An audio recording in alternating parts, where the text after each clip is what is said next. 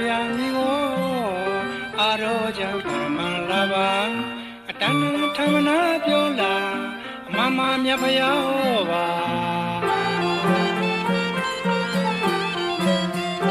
ဒ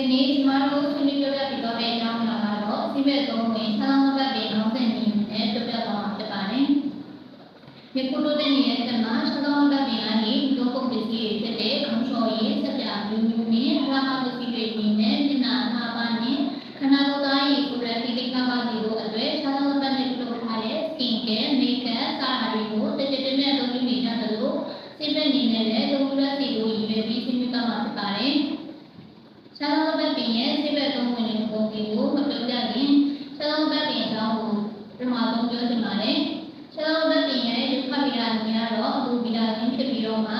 အင်္ဂလိပ်နည်းကတော့အလူဖြစ်ပါတယ်။မျိုးရင်းကတော့ဒီရေးစီမျိုးရင်းဖြစ်ပါတယ်။ဆန်းလောင်းဘက်ပြီးရဲ့ပုံစံကိုပြောရမယ်ဆိုရင်အရင်ချမ်းနဲ့ရှေ့ကပြင်တော့ပြင်နေမျိုးဖြစ်ပြီးတော့မှအမြင့်တပေရင်းတပေပြင်းနေပါတယ်။ပြင်စီပြီးတော့မှဒီကမရှိဘဲနဲ့အပြင်ရဲ့အရင်ကဆန်းသွားဖို့လန်သွားပုံအရွက်တွေမှာဘဝနေ၆ခုခန့်အထိထပ်ထွက်နေပါတယ်။ reflection ပြီးတော့မှဒီမှာဒီမှာစုကလေးရှိပါတယ်။အပေါ်မှာတောက်သိမ်းအောင်ရှိပြီးတော့မှအတွင်း၌တောက်တော့တဲ့ကိုတစ်ချွဲတဲ့အဒီအသားတွေနဲ့ပြီးနေနေပါတယ်။တနင်္လာနေ့၃နှစ်သားရွယ်ရှိတဲ့အပြင်မှာဆိုရင်ခြေပြားတဲ့တန်းလိုက်ထွက်လာပြီးတော့မှမိဝါရတန်းမလေးများတန်းလိုက်တဲ့ကိုစုပြုတ်ပြီးတော့ပါတယ်။အတိကတော့ trade and more equality ဖြစ်ပြီးတော့မှအစီအများပါပါပါတယ်။မြန်မာနိုင်ငံပိုင်းဒေသတွေမှာအလေးကျပေါက်တဲ့အပြင်စီဝါနဲ့အလားအကုန်ပစ္စည်းတွေအတွက်လည်းစိုက်ပျိုးကြတာကိုတွေ့ရှိရပါတယ်။ဆန်းလောင်းဘက်တင်ကနေစစ်ဘက်သုံးဝင်ကိုဆက်သွယ်ပြီးတော့မှပြပြပေးပါမှာဖြစ်ပါတယ်ရှင်။တိုင်းစီချင်းအစုတွေကဆန်းလောင်းဘက်ကဧကရတာရှိပြီးပြီးကျင်နေနေနိုင်ပါတယ်။တွေးတောက်မှန်စီပြီးမိရဲ့ယောဂအသေးယောဂအချင်းယောဂရေပြားယောဂ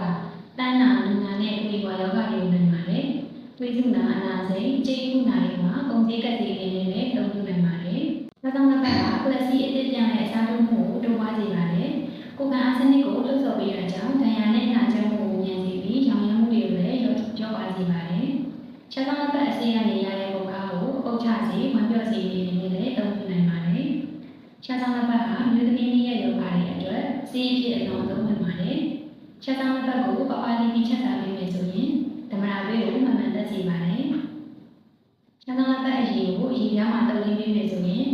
အရေးများတွေပြန်လည်နှုတ်ပြစေပြီးတော့အရေးတော်ခြင်းအောင်လည်းရောပါစေပါတယ်။စီးမှုစီအောင်စီချုပ်ဖြစ်မယ်ဆိုရင်စံစည်းရည် 0.5 လီတာလေးကိုရှက်တောင်းပတ်အနည်း5ချက်တာကြားလက်ပတ်စားဆုံးနဲ့ဆုံးထည့်စေပြီးနက်နက်နေ့လေးနေ့လေးတစ်နေ့ကို3ချိန်တစ်ခါတော့ရင်အကျန်းပကံတစ်လုံးခံတပ်ပေးမယ်ဆိုရင်သက်သာစေပါတယ်။စီပူလောင်တာရေသွေးပူလောင်တာနီးပူလောင်တာနဲ့ချိလိုက်ရှာတာတွေမှာ